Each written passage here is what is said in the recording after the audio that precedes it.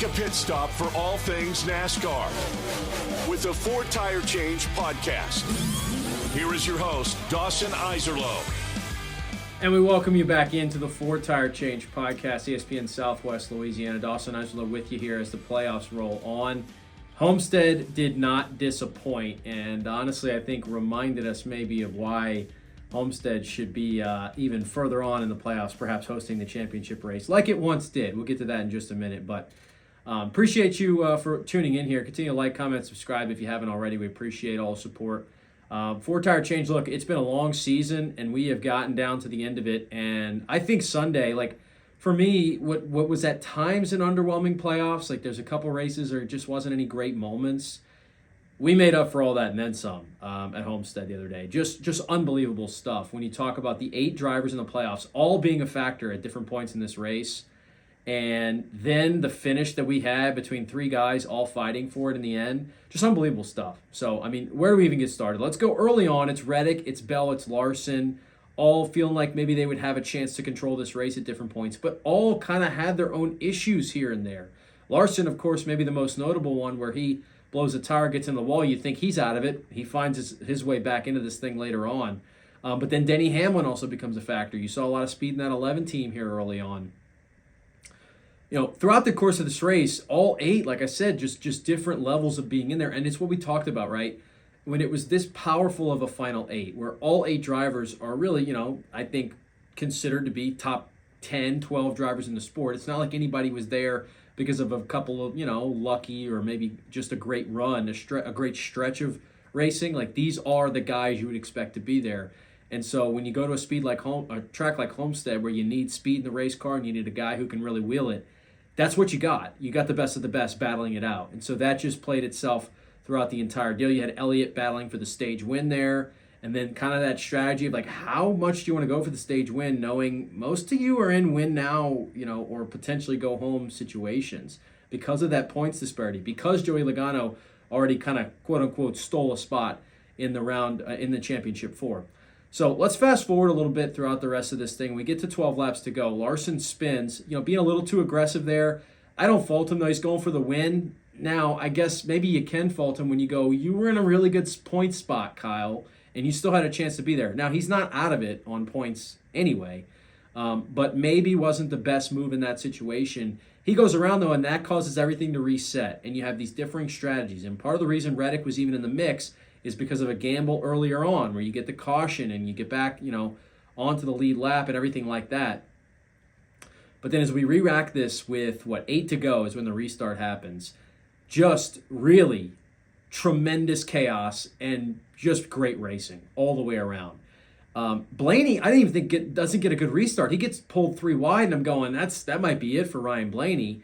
But also, it was a perfect number of laps, too, where it's not just a green-white checker. Sometimes I think the problem with the green-white checker, as much as I enjoy the fact that we get to play these races out, I'm not saying get rid of it, but sometimes a green-white checker, it's right as the momentum is building into where we could have these really fascinating moves, you don't have time to see it play out, and either somebody wins or somebody knows they don't have any time, so you see another wreck, and you either have to re-rack everybody again, or you just get a result based on the yellow flag coming out after the white flag. With 8 laps to go, like you had at this final run, you really got to see all of that stuff organically play itself out, and all these really good moves that took place, and there were several of them by many different drivers, all kind of get to, feel like they were authentically happening without the green-white checker forcing moves earlier than maybe they would have happened in the real racing. But all that happening with it still being kind of condensed down into everybody's with each other with less than 10 laps to go. So it ends up sorting itself out a little bit, and it's Hamlin, Blaney, and Reddick. Even after that kind of not great restart, Blaney gets his way back into the mix. Reddick, though, I think you immediately wanted to just kind of eliminate him because you go, well, old tires, everybody else is going to be way faster. And somehow, I think that's the most surprising part of it. Not only does he stay in the mix with the front drivers, you'd have thought if he'd have won it, he had to get a great start and hold everybody off. He comes from 3rd on the last lap of the race. And the move he pulled off, just unbelievable. You're thinking Hamlin, Blaney, and I'm even there, I'm going through all the scenarios, right, with what Hamlin's been through this season. Blaney now trying to repeat and all of a sudden put himself in a good spot. But with all that happening, the 45 car makes both passes, gets around them both, and drives around Blaney on the outside with old tires to win the race and book his ticket to the Championship 4. It is one of the most encapsulating races we've seen in the NASCAR Cup Series from just a pure racing standpoint, right? Not just because it was the closest finish ever, because it wasn't. Not just because it was about, a last lap crash that caused a bunch of drama. Just really good racing among playoff drivers. And when you talk about the format that NASCAR has, and it has its flaws and it has its benefits, that was about as perfect as it could play out. Not only did you have 3 drivers battling for the win, 1, 2, 3, 4, 5, and 6 in the finishing order, all playoff drivers in this final 8. Reddick wins it, Blaney's 2nd, Hamlin's 3rd, Christopher Bell is 4th, Chase Elliott's 5th, and William Byron is 6th. And you might say, well, it's the final 8 playoff drivers, of course. We've had how many drivers win races in the playoffs that weren't playoff drivers this year? We haven't seen this. We've seen plenty of guys up and through the field and making impacts. But yet, at the end of the day, the 6 drivers who are in the playoffs find their way up to the front. Larson does kind of pick up the pieces a little bit to finish 13th even after his late spin. The only driver outside the top 15 that was in the final 8 was Joey Logano, who finished 28th, who had some issues there. But again, Logano was racing with house money because he's already at Phoenix. He's already in the Championship 4. So this was, I can go for the win, and if the win doesn't work out, well, who cares?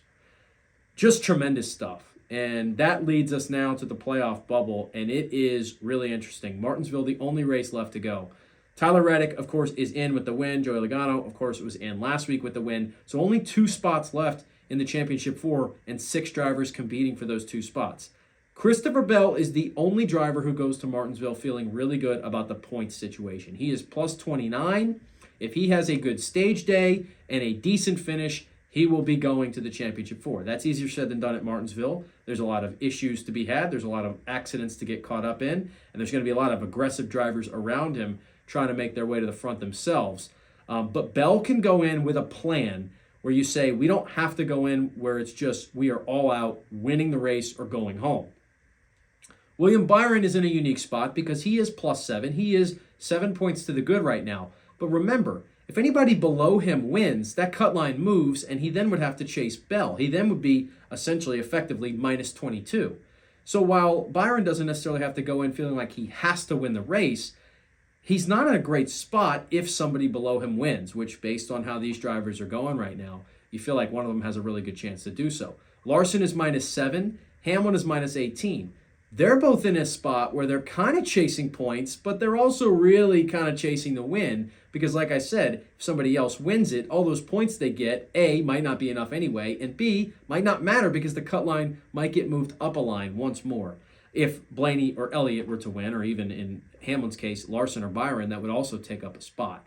So those are the drivers in a really, interesting position, but I think the 11 team specifically with 18 points to gain has to go into this saying we need to win the race. And if there's a race decision to be made or we might have to give up a couple of early points to try and win at the end, then that might have to be the move. The last 2 are in full-blown win mode, and that is Ryan Blaney and Chase Elliott. Blaney's minus 38, Elliott is minus 43. For these drivers, I don't think it's even worth it to even pretend like you're going to try and get any points. I mean, look, it would take, you'd have to get perfect stage points and then have a whole lot of drivers have issues. Like, you are going to Martinsville with the idea of winning it. Blaney's done that before. Elliott's been really good there in the past. Like, I wouldn't put it past them. And I think that's why you're going to get a really good race on Sunday. So all in all, when it comes down to it, like, I'm expecting one of these drivers to win it. I really am. I'm at that point. I know we had so much of the parity and the drivers coming out of nowhere to win this thing in the past. We are at the site of the Hail Melon, of course, a few years ago. I got that memory the other day. It was, I think, today, in fact, the day I'm taping this podcast, the 30th, however many years ago that was, 3 years ago. And it's no longer legal, right? You can't do that anymore. But what an unbelievable day in NASCAR history that was when Ross Chastain pulled it off. So is there something like that in the works? Is there somebody we're not talking about here that's going to jump up and do it? Is it Blaney or Elliott that's going to be a hero? It's all going to get figured out on Sunday, and we will have our championship for the 4 drivers who will head to Phoenix with a chance to win the NASCAR Cup Series championship this year. We know Tyler Reddick will be a part of that conversation. He will be in the championship 4. We know Joey Logano will be as well. Who's going to join him? I think Bell's going to get in. I think Bell's done enough, and I expect them to have a good run. As for that 4th, though, I mean, I think it's anybody's guess. I really, really do. I would take Byron just on the points situation, trying to survive it. But really, really wouldn't be surprised if somebody else wins this race. As far as picking a winner of it, why not stick with the theme? If I'm saying Byron's going to get in, I think he's probably going to have to try and win this thing. So we'll pick Willie B to book his ticket to the Final Four. But all in all, I think any of these 8 are capable. And that's kind of what you want when you get down to this last round of the NASCAR Cup Series playoffs. So that'll do it for another episode of 4 Tire Change. Continue to like, comment, subscribe. Look, go ahead, leave a comment here down below. Any questions you have about the round of 8, the round of 4, the last 2 rounds of the playoffs. We'll go ahead and we'll answer those on the next podcast if you have any. But until then, appreciate everybody tuning in. We're signing out for now. Should be a fun one at Martinsville.